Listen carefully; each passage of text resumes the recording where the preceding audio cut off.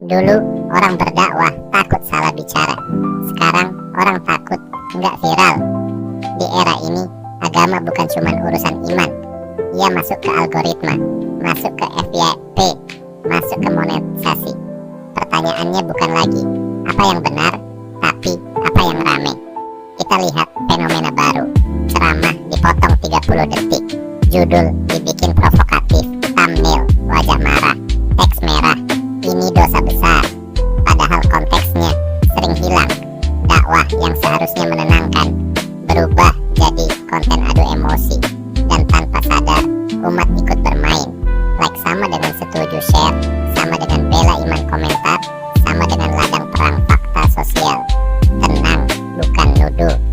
Banyak tokoh agama niatnya baik, tapi sistemnya tidak netral.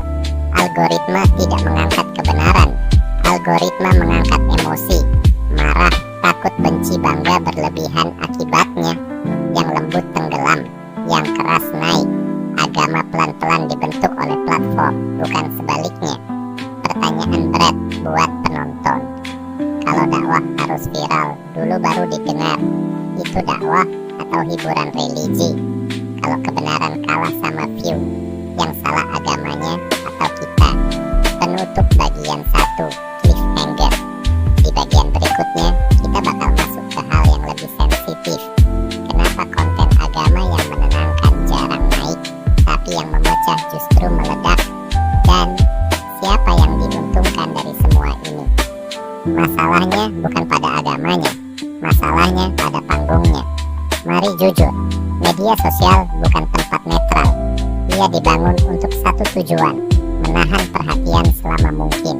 Dan perhatian paling murah adalah emosi. Cara kerja sistem sederhana. Konten dibaca mesin, bukan nurani. Mesin bertanya, apakah orang marih? Apakah orang debat? Apakah orang saling serang? Kalau iya, naikkan. Kalau tenang, lewatkan. Akibatnya, konten agama yang mengajak sabar, mengajak mikir, mengajak merendah kalah dengan konten yang menghakimi, menakut-nakuti, membelah kami versus mereka. Dakwah jadi performa perlahan. Sebagian tokoh agama dipaksa ikut main. Nada, suara dinuaikan, kata-kata dipertajam, lawan dibuat musuh. Bukan karena iman hilang, tapi karena kalau tidak keras, tidak terdengar. Disinilah batas mulai kabur. Apakah ini masih dakwah atau sudah konten gladiator digital? Ujian terberat, niat tidak pernah terlihat kamera. Yang terlihat hanya view, like, donasi, sponsor. Dan setan paling halus hari ini bukan berkata, tinggalkan agama, tapi berkata, sedikit dilebihkan gak apa-apa, yang penting viral. Dampak ke umat terbelah bukan karena iman, tapi karena cuplikan. Satu kalimat dipotong, lalu jadi bahan perang berhari-hari. Yang menang, platform traffic iklan yang lelah, umat akal sehat. Makna agama itu sendiri, cliffhanger bagian 2. Kalau sistemnya rusak dan semua terjebak di dalamnya, masihkah ada jalan beragama tanpa kehilangan iman di tengah dunia viral?